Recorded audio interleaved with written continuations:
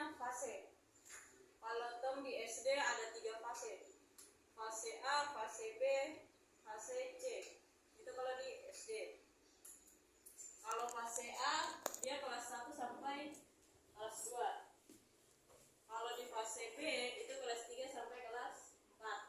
Kalau fase C kelas 5 sampai kelas 6. Fasenya itu dia bertahap, baku kerjasama. Contohnya pelajaran di kelas 1 sudah ini, guru kelas 1 harus baku ini lagi di guru kelas 2. Nggak langsung lepas aja bilang saya sudah di kelas 1, berarti di kelas 2 nya ya udah itu urusannya wali kelas 2. Kadang di kelas 1 KD bukan KD sih, dia sudah namanya CP. Kadang CP-nya masih sama, nanti dilanjut di kelas 2. Karena siswanya mau dilihat pelajarannya, lolos nggak di yang, kalau contohnya waktu dia di kelas 1, dia masih agak masih ini untuk menulis, nanti di semester kelas 2-nya ditingkatkan yang menulisnya dengan masih KD atau CP yang sama. Kayak gitu ya kalau yang per fase.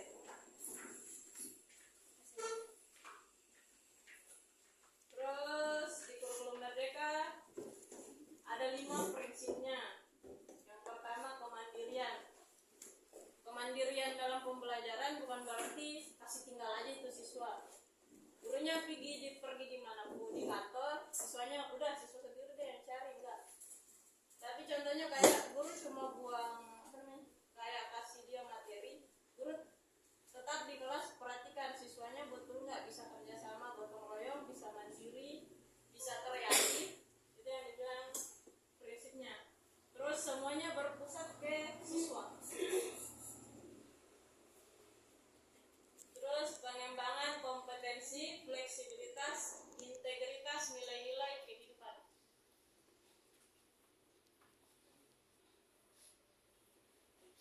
Karakteristiknya kurikulum Merdeka. Yang pertama itu pembelajaran aktif dan kreatif. Siswa harus aktif dalam kelas, bukan aktif yang penting lari sana lari sini. Sama kalau misalnya ada siswa yang yang kayak bertanya, jangan langsung dibilang kan kadang kamu bilang diam situ, tunggu guru yang jelaskan. Ini lebih ke dengar dulu siswanya mau ngomong apa.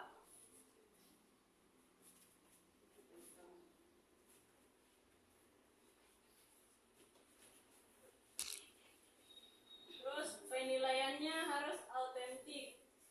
Guru harus menilai setiap saat.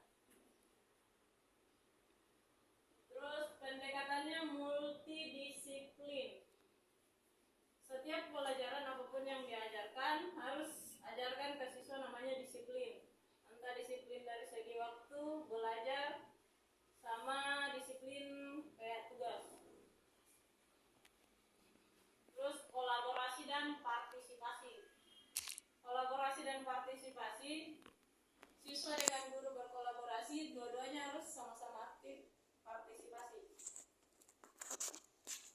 Terus pemberdayaan guru.